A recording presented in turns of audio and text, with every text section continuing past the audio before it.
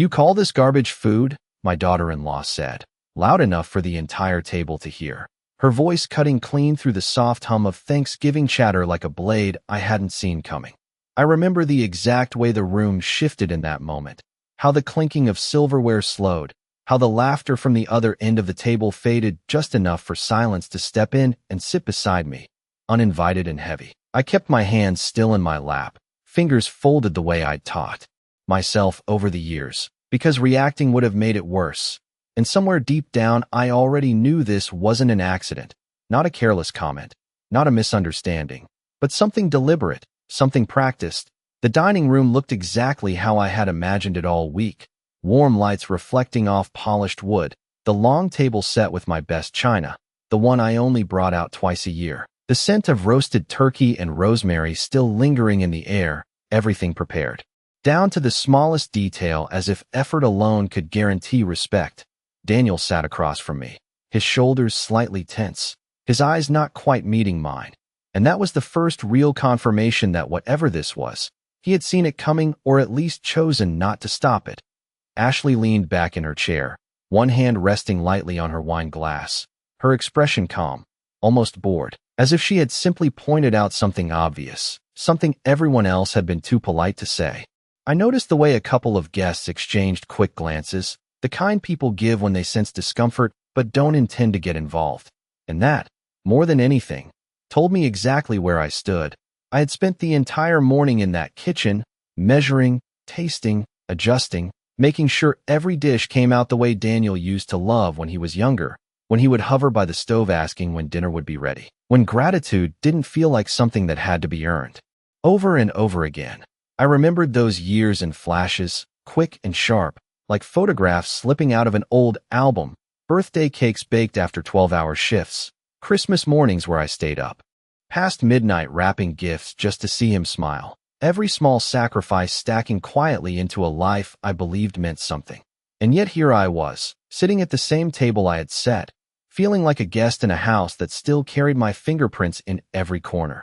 No one spoke for a few seconds, and in those seconds I realized something I hadn't wanted to admit before, that this wasn't just about one comment, one meal, one night, but about a pattern I had been ignoring, soft dismissals, small corrections, the way Ashley would rewrite stories about our family as if she had always been at the center of them, as if the years before her didn't quite count. I could trace it back if I wanted to, the missed invitations, the holidays that somehow became inconvenient for me, the subtle shift in Daniel's tone whenever I asked a question that required him to choose between honesty and peace. I looked down at my plate then, not because I was ashamed, but because I needed a moment to steady something inside me that had started to move. Not anger, not exactly, but clarity, the kind that arrives quietly and refuses to leave. Ashley let out a small laugh, light and dismissive, as if she had just made a harmless joke, and someone at the far end of the table chuckled in response, too quickly, too politely, and that was when I understood that the room had already decided how this would go, that discomfort would be smoothed over, that my silence would be interpreted as acceptance. I lifted my head again, slowly, meeting no one's eyes in particular, and in that instant I felt a shift I hadn't expected, something calm, something steady, as if all the noise around me had finally settled into something I could see clearly. I didn't correct her, didn't defend the meal, didn't explain the hours behind it, because none of that would have changed what had already been revealed. Instead, I sat there, listening to the conversation pick back up in cautious fragments, watching as normalcy tried to stitch itself back together, and I realized that whatever came next wouldn't be decided in that room, not in front of them, not in a way they could anticipate, because for the first time in a long time, I wasn't thinking about how to keep the peace. I was thinking about what it meant to stop pretending that I still belonged in a place that had already made space for me to disappear. I stepped outside into the cold evening air and closed the door behind me with more care than necessary, as if the quiet click might somehow preserve what little dignity I had left. And for a moment, I just stood there on the porch, my hand still resting on the doorknob, listening to the muffled sounds of laughter and conversation continuing inside without interruption, as though my absence had already been absorbed into the rhythm of the night. The air was sharper than I expected, carrying that familiar late November chill that settles into your bones if you stand still too long. And I pulled my coat tighter around me, not because I felt fragile, but because I needed something solid to hold on to while everything else rearranged itself in my mind. I walked slowly down the front steps, each one deliberate, each one grounding. And as I reached the driveway, I paused again, not out of hesitation, but because something inside me was asking to be acknowledged, something that had been quiet for years and had finally found its voice. I thought about the first time I noticed the shift, how small it had seemed back then, how easy it had been to ignore. A comment here, a glance there, Ashley correcting a story I told as if she had been there when she had not, Daniel laughing it off, telling me not to take things so seriously. And I had believed him because it was easier than questioning the foundation of the life I had built around him. I remembered a Christmas 2 years ago when I had brought a pie I made from scratch, the same recipe my mother used, and Ashley had set it aside without a word, later replacing it with something store-bought, neatly arranged on a plate, as if presentation mattered more than effort. And when I asked about it, Daniel had said they were just trying something different this year, his tone light, dismissive, and I had nodded, telling myself it was nothing, that traditions change, that I needed to adapt. I thought about the time they changed the locks on the house while I was visiting my sister for a week, how Daniel had explained it as a security upgrade, handing me a new key with a smile that did not quite reach his eyes, and I had accepted it without asking why no one thought to tell me beforehand. Each memory surfaced now with a clarity that felt almost cruel, not because they were shocking on their own, but because together they formed something undeniable, a pattern that no longer allowed for excuses. I reached my car and stood beside it. For a moment, looking back at the house, the windows glowing warm against the dark, silhouettes moving inside, people who shared my name, my history, and yet seemed to exist in a space that no longer included me. There was a time when that sight would have filled me with comfort, a sense of belonging that required no explanation, but now it felt distant, like watching someone else's life through glass. I unlocked the car and sat inside, closing the door gently, the quiet enclosing me in a way that felt different from the silence at the table. This one chosen, this one mine. I rested my hands on the steering wheel and allowed myself to breathe, slow and steady, not trying to push the thoughts away, not trying to soften them, just letting them settle into something I could carry without being overwhelmed. I realized then that what had happened tonight was not the beginning of anything new. It was the end of something I had been holding on to long after it had started to slip away, and there was a strange kind of clarity in that, a sense that the uncertainty I had lived with for years had finally resolved into something definite. I started the engine and watched as the headlights illuminated the driveway, the familiar outline of a place I had once called home now framed in a different light. And as I pulled away, I did not feel the urge to look back again, not because it did not matter, but because for the first time, I understood that what mattered next would not be decided by their acceptance or their approval, but by what I chose to do with the truth I could no longer ignore. I drove for a while without turning on the radio, letting the quiet settle around me. In a way that felt unfamiliar but not unwelcome, the road stretching ahead under the soft glow of streetlights, each mile creating distance not just from the house I had left behind, but from a version of myself that had stayed too long without asking why. I did not rush, did not take the fastest route home, because there was no urgency waiting for me there, no one expecting my return, and that absence, once something I feared, now felt like space, like something I could finally use. My hands remained steady on the steering wheel, my thoughts moving with a kind of clarity I had not experienced in years, not scattered, not defensive, but deliberate, as if every memory that surfaced now had a purpose. I thought about the small decisions I had made along the way, the ones that seemed insignificant at the time but had quietly shaped the way I was treated, the times I chose not to correct something that felt off, the moments I laughed along when a comment carried more edge than humor, the times I told myself that keeping the peace mattered more than being understood. I could see now how those choices had been noticed, how they had taught the people around me what I would accept, what I would overlook, what I would allow to pass without consequence.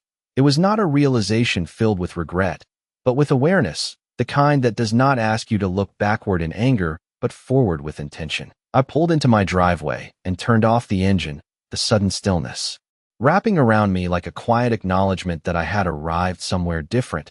Even if the house in front of me had not changed, the porch light flickered on automatically, casting a soft glow over the steps, and for a moment I remained seated, not out of hesitation, but because I wanted to fully understand what I was carrying with me inside. I stepped out of the car and walked toward the door, the familiar creak of the wooden boards beneath my feet sounding louder than usual in the absence of any other noise. And as I unlocked the door, I felt something settle into place, something steady and undeniable.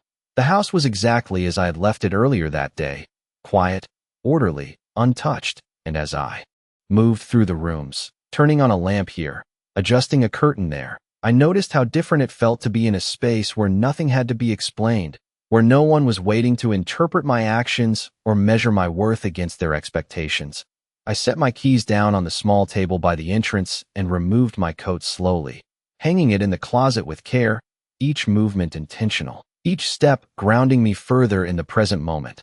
I walked into the kitchen and paused, looking at the clean countertops, the empty stove, the absence of noise, and I realized that this quiet was not emptiness. It was clarity, the kind that allows you to see what has been hidden beneath layers of routine and obligation.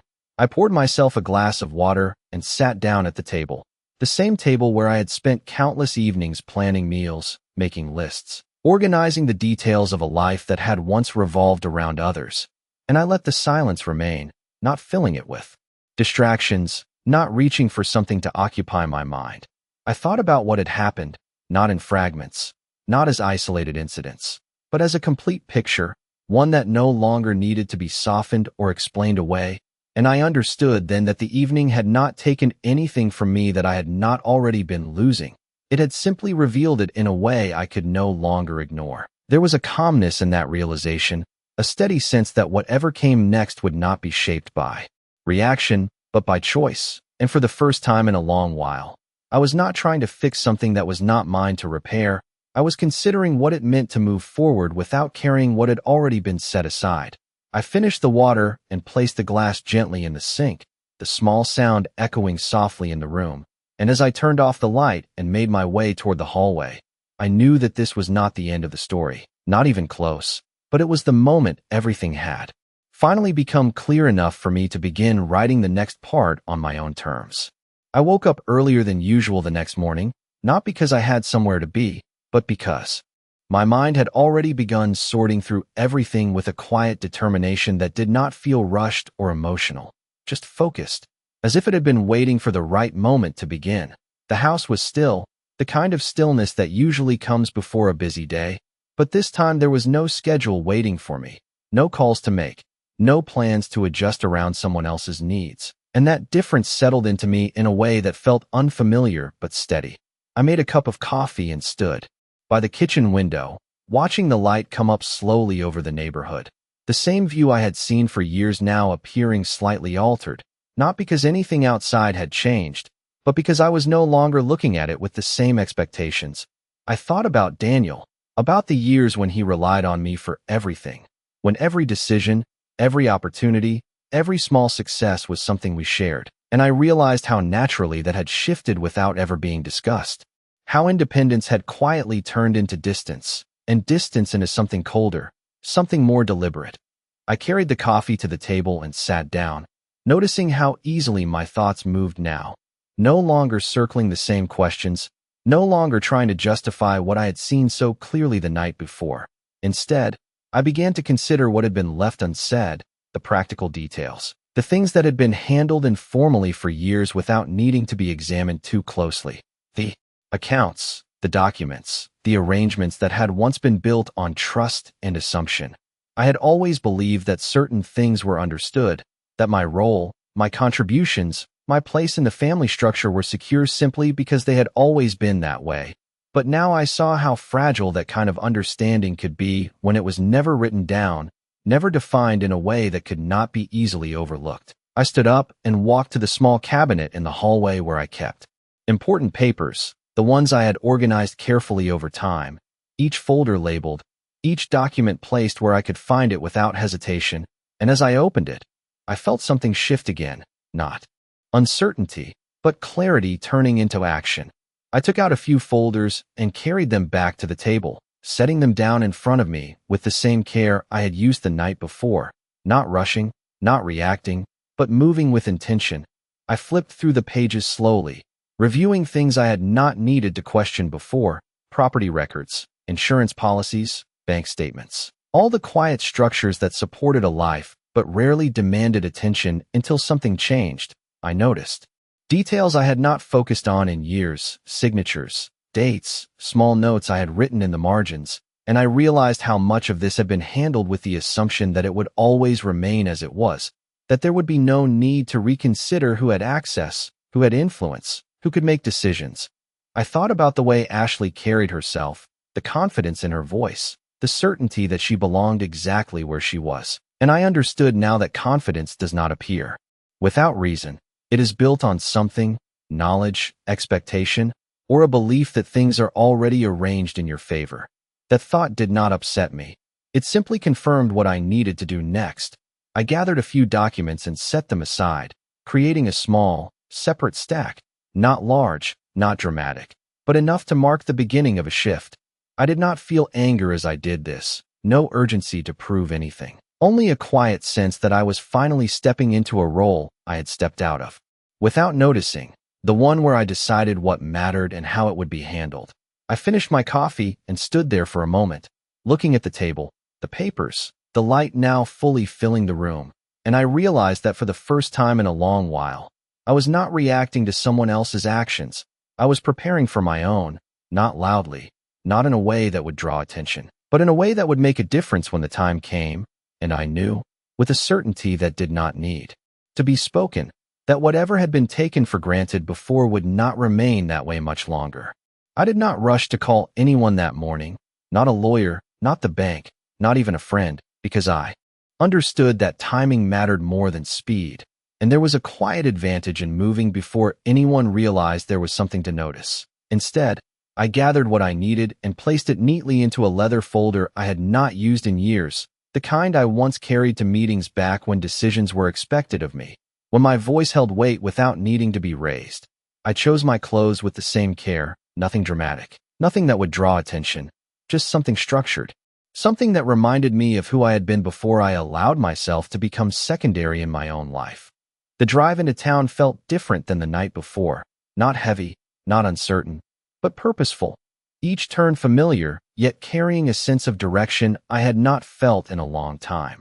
I parked in front of the small office building I had visited only a handful of times over the years, a place where paperwork turned into outcomes and assumptions were replaced with clarity, and as I stepped out of the car, I noticed how steady my steps felt, how natural it was to move forward without hesitation. Inside, the air was quiet, controlled, the kind of environment where people spoke in measured tones and listened carefully. And when I gave my name at the front desk, there was no confusion, no delay, just recognition and a simple nod before I was asked to take a seat. I did not feel nervous while I waited, only aware of the shift that had already begun, aware that what I was about to do was not reactive but corrective, not driven by anger but by understanding. When I was finally called in, I greeted him calmly, someone I had known for years but had not needed to rely on in a long time. And as we sat across from each other, I placed the folder on the desk and opened it without ceremony. I did not start with explanations or emotions. I simply asked the questions that needed to be asked, the kind that leave little room for interpretation, about access, about authority, about what could be changed and what needed to be protected. He listened carefully, reviewing the documents with a focus that matched my own, occasionally asking for clarification, occasionally pointing out details I had not considered, and with each answer, each small adjustment, I felt the shape of something solid forming again, something that had been slowly eroded over time without my noticing.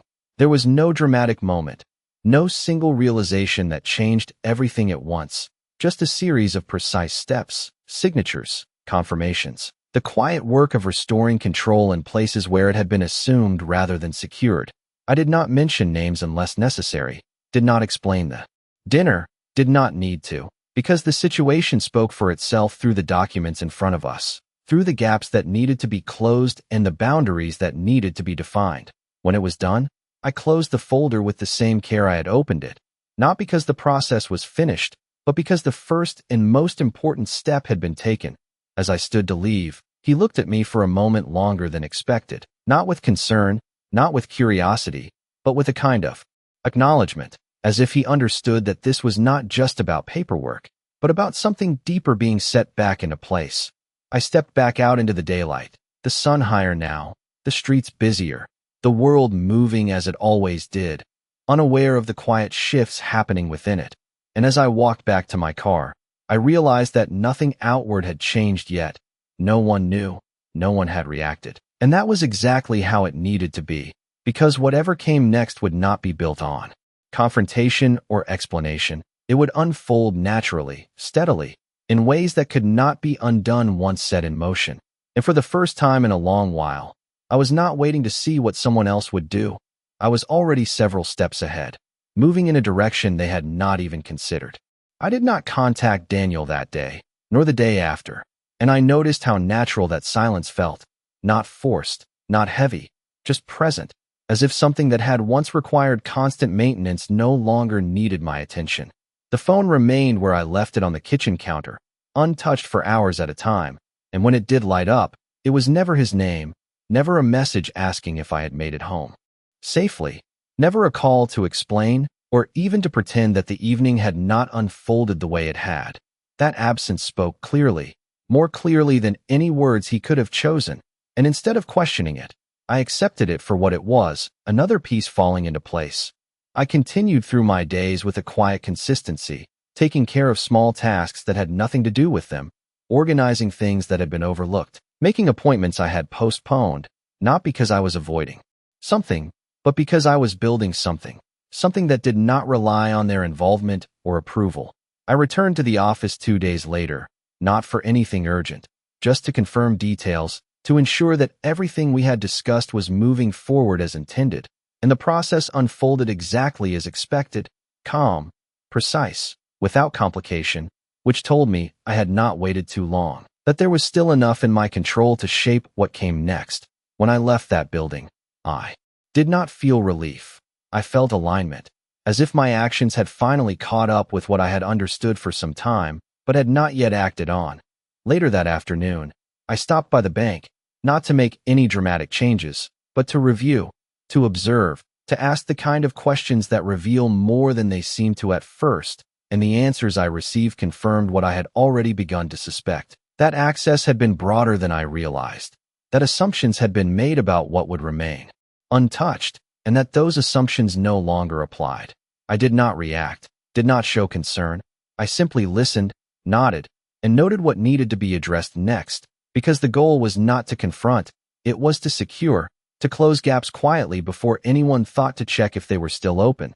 When I returned home that evening, I placed the folder back in its place, now slightly thicker, slightly more defined, and I understood that what I was doing was not temporary, not a response to a single event, but a restructuring, something that would continue step by step until there was nothing left that could be taken for granted. Days passed in this way, steady, deliberate, and in that time, Daniel finally reached out. A short message, neutral in tone, asking if everything was all right, as if the question itself could erase what had happened, as if time alone might smooth over what had been made visible. I read it once, then set the phone down without replying, not out of spite, not as a punishment, but because I no longer felt the need to explain myself to someone who had chosen silence when it mattered most. I knew he would interpret my lack of response in his own way, perhaps as distance, perhaps as misunderstanding, but that was no longer something I needed to manage. Instead, I continued with what I had already set in motion, reviewing, adjusting, confirming, each action small on its own, but together forming something solid, something that would not shift under pressure. I found myself moving through the house differently as well, noticing details I had overlooked before. The way the light fell across the floor in the afternoon, the quiet hum of the refrigerator, the simple rhythm of a space that belonged entirely to me. And there was a kind of steadiness in that, a sense that I was no longer waiting for something to change. I was already part of that change. I did not think about Ashley often during those days, not because she did not matter, but because she had already revealed exactly who she was. and there was nothing left to interpret, nothing left to question, only to account for. By the end of the week, everything I had set out to begin was in motion, not visible to anyone else, not announced, but real. And as I stood by the window one evening, watching the streetlights come on one by one, I understood that the balance had already shifted, quietly, completely, and in a way that could not be reversed simply by pretending nothing had happened. The call came 3 days later, not unexpected, but still precise in its timing, as if it had been measured against something I could not see but had already accounted for. I was in the kitchen when the phone rang, the afternoon light steady against the counter, everything in its place, everything quiet, and I let it ring once more than necessary before answering, not out of hesitation, but because I understood the value of not appearing too available. Daniel's voice was careful when he spoke, softer than usual, as if he were stepping into a conversation he had not fully prepared for, asking if we could talk, if he could come by, and I listened without interrupting, noting the spaces between his words, the way he avoided naming anything directly, the absence of any acknowledgment of what had actually happened. I agreed without offering a time immediately, letting the silence stretch just enough before suggesting the following afternoon, a choice that was neither convenient nor inconvenient, simply deliberate. When I ended the call, I placed the phone back down exactly where it had been, and for a moment I stood there, not replaying the conversation, not analyzing it, but recognizing what it represented, not an apology, not yet, but an awareness that something had shifted beyond his control. The next day arrived without urgency, the hours moving steadily, and when the time came, I did not change anything about my routine. I did not prepare the house in any particular way, did not set out coffee or arrange the room to feel welcoming, because this was not a visit that required hospitality. It required clarity. When he knocked, I opened the door without delay, stepping aside to let him in, and for a brief moment, I saw the version of him I used to know, uncertain, searching for something familiar, something to anchor himself to, but I did not offer it.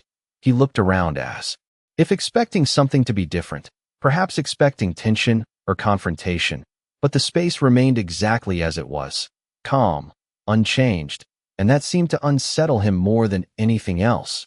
We sat across from each other at the table, the same table where I had reviewed documents just days before, and he began to speak, slowly at first, then with more urgency, explaining that things had gotten out of hand, that Ashley had not meant it the way it sounded, that it had been a stressful evening, a misunderstanding, words that tried to reduce something clear into something manageable. I listened without interrupting, my hands resting lightly on the table, my posture steady, and when he finished, I did not respond immediately, allowing the silence to settle fully between us, not as a tactic, but as a space where the truth did not need to compete with explanations. When I finally spoke, my voice was calm, even, not raised, not sharp, simply precise, and I told him that I understood exactly what had happened, that there was no confusion on my part, that the evening had not revealed anything new, only confirmed what had been building for some time. He shifted slightly in his seat, his expression tightening in a way that suggested he had expected resistance, perhaps even emotion, but not this kind of certainty. I did not accuse him, did not ask him to choose sides, did not demand anything from him, because that was no longer the point. Instead, I told him that I had taken some time to review things, to make a few adjustments, to ensure that everything moving forward would be clear, structured, and no longer dependent on assumptions. I saw the moment he realized what that meant, not fully, but enough to understand that something had already changed beyond the reach of a conversation. He asked what I meant, his voice quieter now, and I answered without elaboration, that certain decisions had been updated, certain access revised, certain expectations clarified, nothing dramatic, nothing sudden, just necessary. The room remained still as he processed this, and for the first time since he arrived, he looked directly at me, not past me, not around me, but at me, as if trying to measure something he had not considered before. I did not fill the silence that followed, did not soften what I had said, because there was nothing to soften, and after a moment, he nodded slowly, not in agreement, but in recognition that whatever had shifted was no longer something he could ignore or dismiss. When he stood to leave, there were no raised voices, no unresolved arguments, just a quiet understanding that the balance had changed, and as I walked him to the door, I realized that this was not the end of anything, but the point where everything that followed would be shaped not by what they expected from me, but by what I had already decided for myself.